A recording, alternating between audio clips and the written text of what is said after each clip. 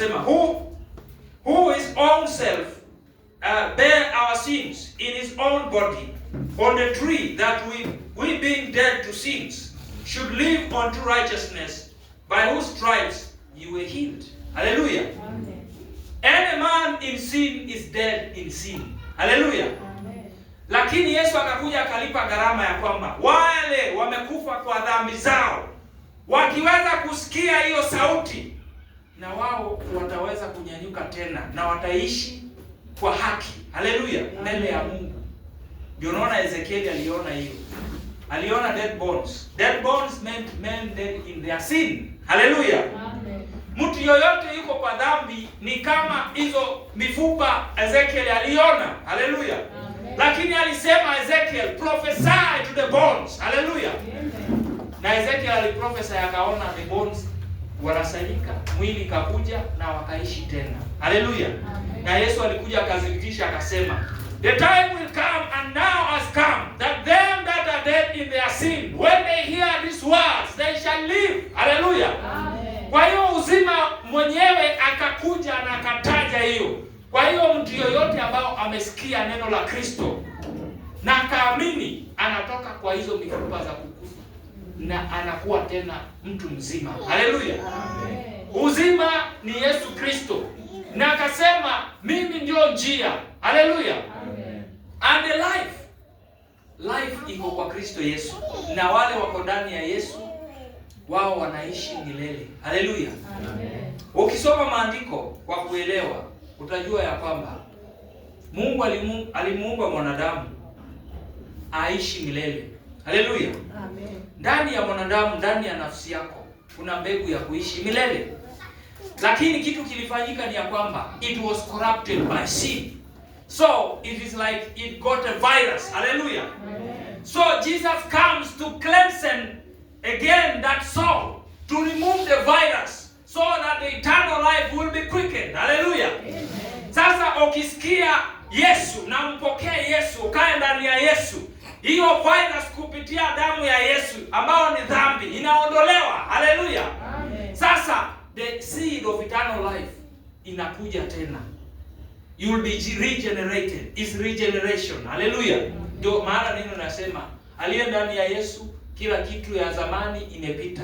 The old man dead in sin anakuwa regenerated in Christ Jesus in newness of life. Hallelujah. Amen. Inakuwa hivyo. Hawezi kujua ni process gani Mungu anaitumia kutengeneza nafsi tena, kuregenerate, apate uhai wa milele. Haleluya. Ukijua hiyo, huwezi kucheza na dhambi, sababu utakuwa umeinterrupt tena vile Mungu alitengeneza. Anatumia watumishi, wanakuhubiria kwa barabara, wanakuhubiria kwa mitandao, wanakutafuta kila mahali ili uweze kupata imani. Umepata imani, umekuja, umetubu dhambi na umeingia kwa ubatizo, umezaliwa mara ya pili. Vitu vyote vimepita. Haleluya. Na wakati vimepita, huwezi kurudi tena kwa dhambi, sababu umerudisha tena hiyo process kuanza mwanzo. Haleluya. Ndio maana neno inasema yule tayari ameguza, amepata Roho Mtakatifu akadondoka, it is impossible to restore back. Haleluya. Sababu huyo mtu atakuwa amini, atakuwa kama shetani. How? Let me explain. Si neno yasema ya kwamba ufalme wa mbinguni you experience within you, ambao ni Holy Spirit, si ndio? Shetani ali experience the goodness of God, akaishi mbele ya Mungu na akaamua kuasi. Haleluya. Hakuna tena msamaha itatoka hapo, manake tayari alijua Mungu na akajua uzima ilio ndani ya Mungu na uzuri wa wote akajua, lakini alichagua nafasi yake. Haleluya. Sasa mtu ambaye amepokea Roho Mtakatifu, amezaliwa mara ya pili, akaonja uzuri wa Mungu, akaelewa ufalme wa mbinguni vile ilivyo, alafu akaasi, naye huyo mtu ni kama shetani tu, amechagua nafasi yake. Sio rahisi sana kumrudisha, haiwezekani. Haleluya. Amen. Inamna hiyo ndio maana shetani hakupata msamaha, sababu yeye tayari alijua. Anamjua Mungu, aliishi na Mungu, alikuwa mbinguni, si ndio? Sasa na sisi, si Mungu anakuja ndani yetu.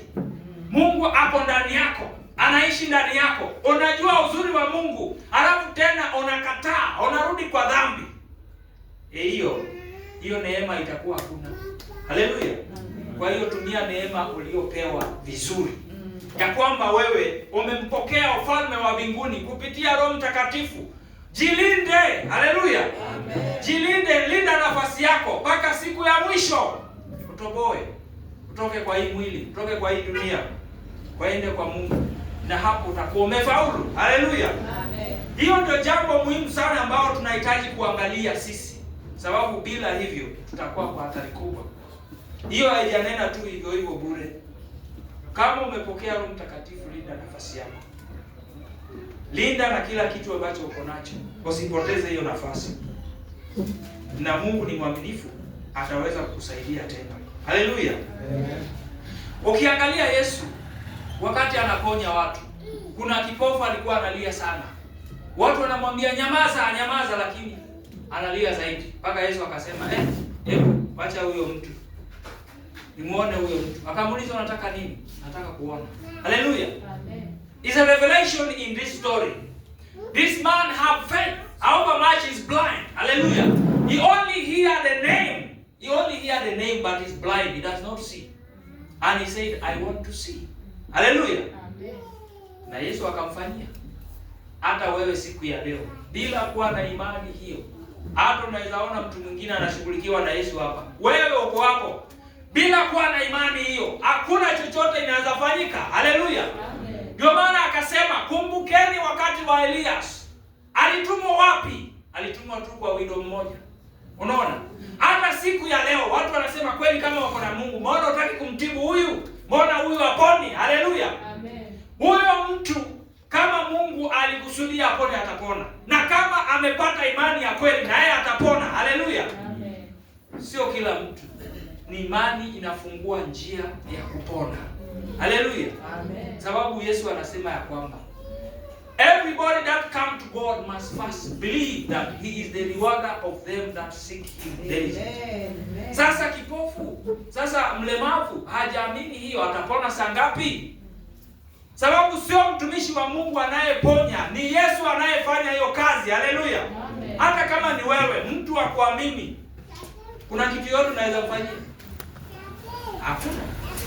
Hakuna kitu yote unaweza mfanyia kama hajakuamini, lakini kama anakuamini, basi unaweza kumfanyia kitu. Haleluya. So it is faith that unlock all doors, either the door of blessing, the door of healing, all those things. It is faith that unlock. Hallelujah. Amen. That's why Jesus said, if only you can have a little faith, like a seed, like a mustard seed, you can even move the mountains. Hallelujah. Hizo zote anaongea in parables. Is there a mountain that is standing in front of you? It's not allowing you to move.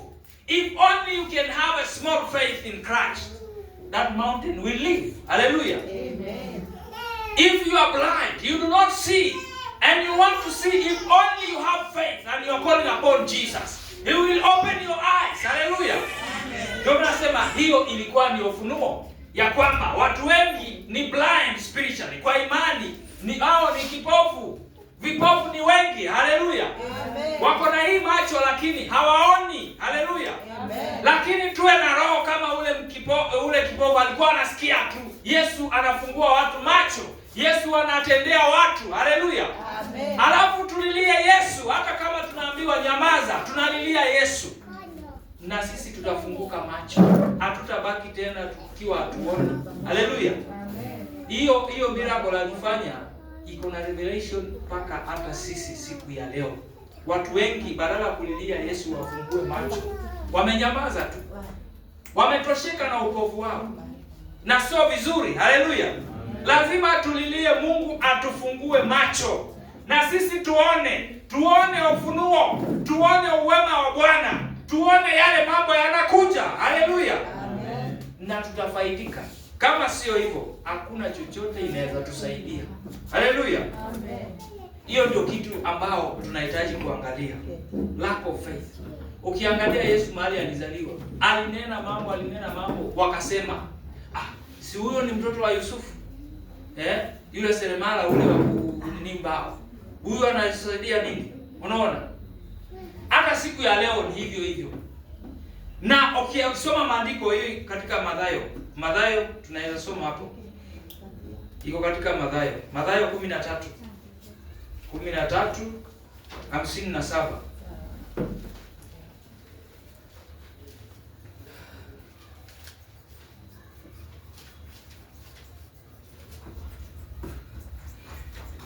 Inasema,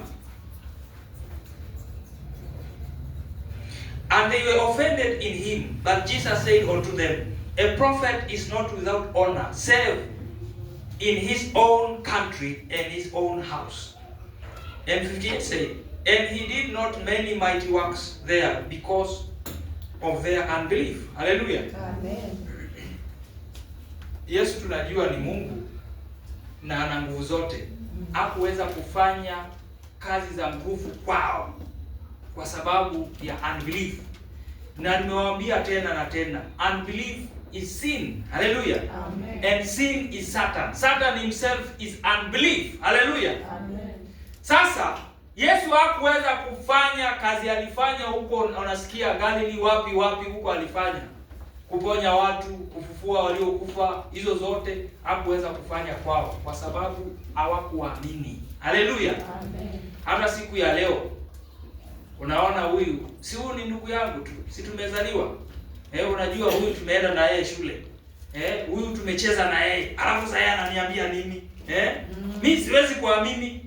Huyo mtu hawezi pokea chochote. Hataki kuona ya kwamba Mungu anayefanya kazi. Na mtu yeyote alizaliwa duniani, Mungu aliweka kitu ndani yake. Na wakati wa utotoni uliisha. Haleluya. Amen. Mungu amemuonesha ule mtu njia anatakiwa akae. Haleluya. Amen. Na amepokea kipawa kwa Mungu. Mtu anasema, mimi siwezi amini. Si huyo nilimuona huyu akiwa kwa dhambi. Si huyo alikuwa kwa dhambi. Huyu hawezi niombea. Unaona? Amen. Unbelief. Hiyo haiwezi saidia. Utabaki na shida yako. Hallelujah. Amen. There are many people who despise the men of God because they knew them before they were born again. Hallelujah. Amen. Huyu si nilimuona akiwa kijana. Sasa ananiambia nini? Si mimi nilikuwa nimeokoka miaka 10 kabla yeye. Mimi siwezi amini. Unbelief. But somebody with true faith have a revelation. It is God who does work. Ukiona mtu ako na kitu ndani yake, wacha kuamini mtu, lakini amini Mungu aliye ndani yake. Amen. Haleluya. Amen. Na utaweza kupokea kwa Mungu. Bila hivyo haiwezekani.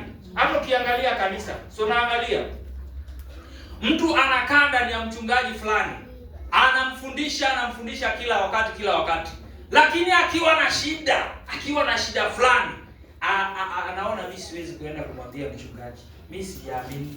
Anaangalia kwa mtandao ule, anakaa akona fire sana. Anampigia simu, sijui mimi natoka wapi, mimi naomba nisaidie. Haleluya. Amen. Hata ukienda huko, Mungu atanyamaza. Kwa nini? Wewe hujapata ufunuo. Huyo mchungaji wako. Haleluya. Amen. Yeye ndio amepewa aangalie nafsi yako. Na chochote ambao inatoka kwa Mungu inapitia kwa hiyo fellowship. Haleluya. Amen. Nitawafundisha kitu hapa. Unaona kwa nini unaambiwa hii umbilical cord yako ilizikwa wapi? Huko ndio uko na urithi wako, si ndio? So unaambiwa hiyo imezikwa kwenu, si ndio? Kwa hiyo urithi unapata huko kwenu. Lakini hiyo ni wakati umezaliwa kwa nyama na damu, si ndio? Alafu sasa wewe mwenye umezaliwa mara ya pili, kesi yako ni tofauti na huyo hajazaliwa mara ya pili. Huyo baraka yote itatokea kupitia kwao. Sababu ya hiyo umbilical cord is connected to the mother. Hallelujah. Amen. Lakini wewe ukizaliwa mara ya pili, mama yako ni kanisa. Hallelujah. Amen. Wewe mama yako ni kanisa. Kwa hiyo hii umbilical cord inatolewa huko kwenyu, inakuwa connected to the church. Hallelujah. Amen. Sasa iwe baraka, kila kitu yoyote inatoka kwa Mungu itapitia kwa hiyo umbilical cord uko connected kwa kanisa. Hallelujah. Amen. Ndio maana neno inasema ya kwamba heshimu baba yako na mama yako, ndio siku zako ziongezeke wapi? Duniani. Iko two ways. Mmoja amekuzaa physically na kuna huyo amekuzaa spiritually ambao ni kanisa. Wewe ukienda against the church, wewe umeenda against your mother. na hapo utakuwa umekosea. Kwa hiyo nini yako bado itatoka kwa kanisa, ikae tu hanging. Na wakati nakaa hanging, shetani haechelewi. Haleluya, amen. Sababu anajua baraka inatoka kwa Mungu, kwa mwanadamu tu, na yeye mwenyewe anatafuta vile atalisha ufalme wake. Anaichukua mbio mbio, anaiconnect kwake. Haleluya. Ndio maana naomba hawezi pata. Haleluya. Inakuwa hijacked haraka tu. Inaenda huko.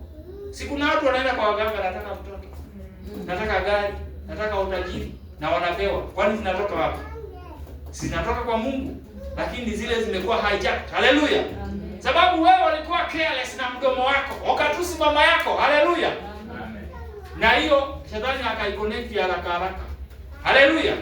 Unahitaji Mungu tena itoke huko, irudishwe hapo. Mama yako kiroho ni kanisa. Haleluya. Amen. Hiyo ndio kitu unahitaji kujua. Kwa hiyo heshimu mama yako ambao ni kanisa. Si tuliambiwa hata Yesu akisema, today I put enmity between you and the woman, the children of the woman and the children of the serpent. Si ndio? Kwani ni nani? Kwani ni Mary? Hapana. Ni kanisa.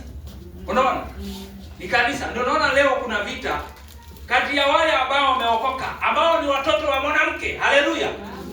Na watoto wa dunia ambao ni watoto wa nyoka. Haleluya. Hiyo vita inaendelea na iwezi isha mpaka siku ya mwisho ndio itaisha. Haleluya. Ni Mungu mwenyewe akaweka. Wacha kulalamika. Wanatuchukia Mungu mwenyewe akasema itakuwa kuna enmity. Haleluya. Na akasema the children of the serpent, they are going to bruise your heel. Haleluya. Amen. Lakini bado naye wewe utakanyaga kichwa yake. Na Yesu ambao ni firstborn, haleluya, from the dead, alianzia hapo akatuonesha njia, akamkanyaga shetani kichwa. Haleluya. Amen. Msalabani, na sababu ya mateso yake na nyoka alikuwa amemfanya nini? Amembruise. Haleluya. Amen. Hiyo kitu ilishafanyika na inaendelea. Naye sisi ambao tunafuata the firstborn. Haleluya. Ndio naona leo watu wanayokutendea mabaya ni watoto wa dunia. Haleluya. Lazima they will bruise your heel whether you know or you don't know. Haleluya. Wao wanajua nafasi yao. Hawakubembelezi. Na wewe unafanya nini? Lazima ukanyage kichwa ya nyoka. Haimaanishi eti utumie ngumi ama nini. Paulo alikuja akatueleza zaidi, akasema vita vyetu si vya mwili na damu. Haleluya. Lakini ni za kiroho. Haleluya. Kwa hiyo kwa kila mtu ambaye anayekutendea mabaya, kuna nyoka nyuma yake. Haleluya. Huyo ndio anahitaji kumkanyaga kichwa na ule mtu atakuwa yuko sawa. Hivyo ndio tunahitaji kujua. Tupate imani ya kweli kupitia ufunuo na tusikae kama hatuna maarifa. Haleluya. Amen. Stari tumepewa maarifa kupitia maandiko. Na lazima tutumie hayo maarifa vizuri kutusaidia kujijenga kiroho. Unaona? Unasikia mtu anajiita general, lakini unaangalia vile anafanya vitu. Ni mtoto bado. Haleluya. Kukua general ni kupata maarifa haya ya Biblia. Utumie kwa maisha yako. Unaona? Kabla shetani akufanyie mambo, ulishatambua tayari. Huyo ndio general. Haleluya. Na unakuwa na njia ya kutoka kwa hivyo vitu amekutenga. Unakuwa na njia ya kutoka sababu umepata kupitia Biblia. Lakini mtu tu anajiita general sababu amekuwa kwa imani 50 years. Is a waste of time. Haleluya. Amen. Sababu ameweza kufungua fellowship kama 20 is a waste of time. General ni mtu ambaye amepokea maarifa kutoka kwa Kristo kupitia Biblia na anazitumia kwa maisha yake. Huyo tunaweza sema ni general. Alijaribiwa na wanawake akashinda. Haleluya. Alijaribiwa na umaskini akashinda. Alijaribiwa na ugonjwa akashinda. Alijaribiwa na kila aina akashinda. Huyo ndio general. Haleluya. Lakini bishop anajiita general, alijaribiwa na malaya akashindwa. Alafu haiwezekani. Huyo sio general. Huyo sio general. Kama hajajua hata kufunga ziki, huyo ni general wa wapi? Haiwezekani. Haleluya. Alijaribiwa na umaskini akalia, akaacha kazi. Unaona? Akaanza yake. Akaanza kuuza mafuta, akaanza kuuza apples, akaanza kuuza nini? Huyo sio general. Haleluya. Amen. General ni mtu amepata maarifa na anatembea nazo kila siku. Huyo ndio general. Anaweza kuwa sio mchungaji, anaweza kuwa hana chochote kwa kanisa, anaongoza, ameketi tu. Haleluya! Lakini hapo shetani akikuja anagonga mwamba. Haleluya! Hiyo ndio general wa kweli ambao Mungu anatambua. Si nyote mmeangalia story ya John Kunyani, wote walikuwa wamevaa nguo za vita. Haleluya! Wewe umevaa hizo, the full armor of God, uko nacho. Shetani anapenya aje mpaka anakutoa ziki. Kwa hiyo hujavaa hiyo nini. Haleluya! Sababu unaona hizo metal ni strong, hakuna nafasi. Haleluya! Hiyo ndio kweli. Lazima ujiangalie kama hizo vitu umezivaa. Na ukiona umekosa moja, enda kwa Yesu. Hapo uninyang'anywa na shetani, enda kwa Yesu akupatie nyingine. Haleluya! Hiyo ndio inaitwa na imani ya kweli inakuwa namna hiyo. So kuna watu kazi yao ni kudefend, sababu mtu amekuwa kwa imani miaka 30, 50, 60, wanasema huyu ni general wa Mungu. General haipimwi kwa sababu umekaa kwa nini kwa muda mrefu. Haipimwi namna hiyo. Haleluya! Mungu anapima kulingana na vita ngapi wewe unashinda. Umeweza kupanda ngazi ngapi? Umeweza? Mtu bado ako step ya pili anaitwa general. Na mwingine mwenye ameketi chini amefikisha step za 300. Lakini aonekani kama ni mtu, anahesabiwa si chochote. Lakini kwa Mungu huyo ndio anayetambulika. Haleluya! Kijiji kizima kinasimama na amani sababu ya huyu mama, sababu ya huyu baba, sababu watu ambao haheshimiwi. Haleluya! Tuache kuheshimu nguo watu wamevaa huko nje, kiroho bado hajavaa chochote. Haleluya! Tunahitaji hiyo, na tutaweza kuishi na kila mtu kwa amani. Hata watu wameketi tu ni watu wa muhimu sana katika kanisa. Wanapigana vita vingi. Haleluya! Kanisa inasimama sababu wao wanafunga, sababu wao wanatafuta uso wa Bwana. Wewe huwezi kuwa unajua wanafanya hiyo kazi yote. Mungu anajua. Kwa hiyo kila mtu tumuheshimu, sababu hakuna mtu yoyote ameletwa ndani ya mwili wa Kristo bure tu. Hapana. Sote tunafanya kazi. Kama wewe unaonekana ni sawa, lakini heshima hata yule haonekani. There are people who operate in the shadows. Hallelujah. And they are very important.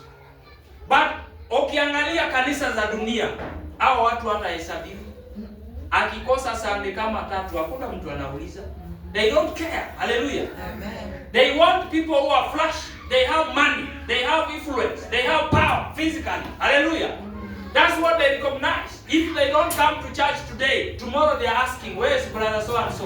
Where is sister so and so? Let us go and visit them. Hallelujah. Amen. If they say my child was sick, the whole church will go. Hallelujah. Amen. But somebody who stand in the camp spiritually for the church, even if they miss for 1 year, nobody bothers. That's when you know that is the church of the world. It have nothing to do with Christ. Hallelujah. Amen. Tunahitaji kuweka hiyo, tukue na imani ya kweli. Inaweza tusimamisha kwa hii njia na tutaweza shinda. Otherwise itakuwa ni kucheza tu. Playing games. Unaona? Hiyo ndio tunahitaji katika maisha yetu. Na hata sisi sote tukue tunaaminiana. Hiyo kuaminiana inatusaidia. Hata ushirika na Yesu lazima imani kuje kwanza. Unaona? Waweze kuwa na fellowship with Christ. You must believe. Hallelujah. Hata huku kanisani vile tunafanya kazi, lazima tuaminiane. Hallelujah. Kama sio hivyo, itakuwa tuko roho moja, na kama tuko roho moja, maombi yetu itakuwa in vain. Hallelujah. Hakuna chochote tunaweza fanya, lakini tukiwa kimoja, tunaweza fanya everything. Unaona? Hivyo ndio inahitajika katika kanisa ya leo. Na ilikosa. Hiyo imekosa. Na ni shida sana. Unaona? Kuleta watu pamoja kwa akili moja ni shida sana. Hata kuamini Yesu imekuwa shida sana, sababu hawaoni. Unaona kitu ilifanyikia Thomas. Thomas alikuwa mmoja wa wanafunzi wa Yesu. Lakini alisema mimi siweza amini. Nitaamini aje? Paka nione mahali alisulubiwa na niweke kidole changu hapo. Nitaamini sasa saa hiyo. Unaona? Tusikue watu kama Thomas. Unaona? He had doubts. Faith is believing. Unaona? Na Yesu akamwambia Thomas, you have believed because you have seen. But blessed are they that believe when they have not seen. Amen. Unaona? Mungu anabariki sana mtu anaamini bila kuona. Ndio maana akasema kama mtu anachukia ndugu yake anamuona na anasema anampenda Mungu, ni mwongo. Haleluya! Manake Mungu hajamuona, ndugu yake anamuona lakini hampendi, itakuwa ni uongo. Imani ni kuona spiritually, sio kuona na macho. Na imani ni kuona vitu ambazo zinakuja kabla hazijakuwa materialized. Haleluya! Amen. Najua kuna watu hawakuwa wanaona kitu lakini waliamini, sasa hivi wanaona imekuwa material. Haleluya! Amen. Ni hivyo hivyo ndio inafaa. Ukisoma Biblia vitu vyote, si Mungu alianza kuambia Israeli, I will serve you, I will put you in your own nation, I will put you in the fold, I will put shepherds who will watch after you. Hallelujah. Amen. When they were still in bondage, hawakujua inatokea wapi. Mpaka inafika Musa anazaliwa. Hallelujah. Na Mungu anakuja kufanya hiyo yote. Watu waliona hiyo, waliona kwa imani. Hata kama hawakuona physically, waliona kwa imani. Hallelujah. Naye sisi tunahitaji kuona mambo kwa imani. Kama ni ndoa, unaiona kwa imani kabla haijafanyika. Hallelujah. Na ile siku inakuja kumanifest, kumaterialize. Unaona kazi ya imani. Haleluya. Kama ni kazi, ni hivyo hivyo. Haleluya. Chochote ambao unataka Mungu akufanyie, kwanza wewe kuwa unaona kiimani. Haleluya. Na itakuja kumanifest. Kama sio hivyo, hakuna chochote unaweza pata kwa Mungu. Unaona? Amen. Kupata kitu kwa Mungu lazima tuingie kwa imani, ndio inaweza tusaidia. Kama sio hivyo haitawezekana. Haleluya. Amen. Mimi nakumbuka kabla sijaanza kuhubiri, nilikuwa najihubiria ndani. Naweza kuta nimeketi. Unaona kama niko na mawazo mbali, lakini mimi mwenyewe nahubiri in cities. Haleluya. Nikiwa nimeketi hapo na ninahubiri mahali. Haleluya. Ikiwa nimeketi tu hapo, sijaanza kuhubiri. Haleluya. Niliamini kwa imani na ilitimia, ikafika na nikaanza kuhubiri physically. Haleluya.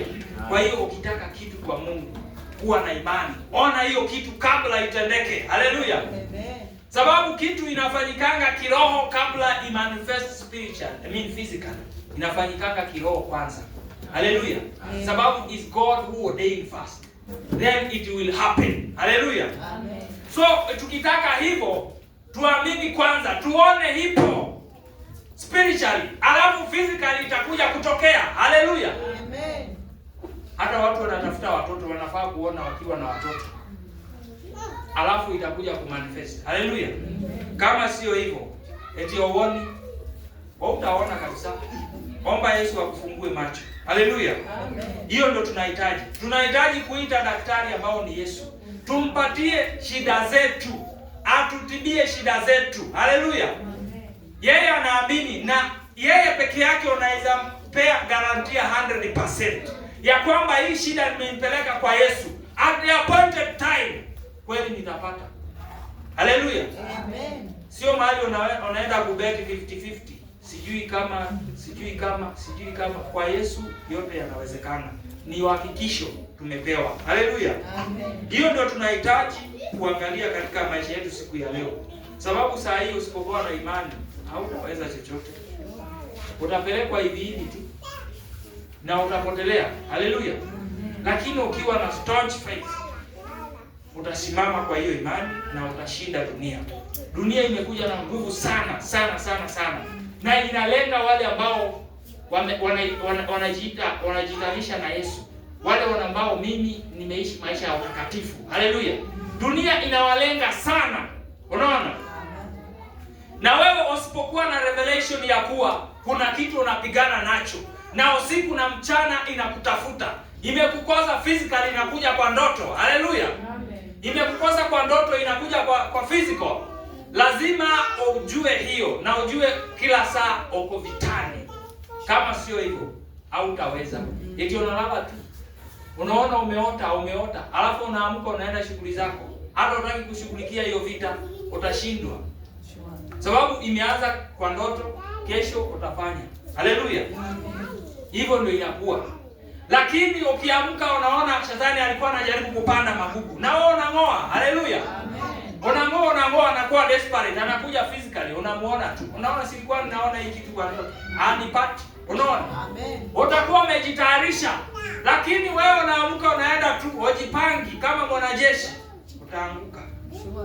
Na ukianguka itakuwa vigumu sana kutoka. Utaanza kusema hii yote ikifanyika Mungu alikuwa wapi? Utaanza kujiuliza hiyo maswali.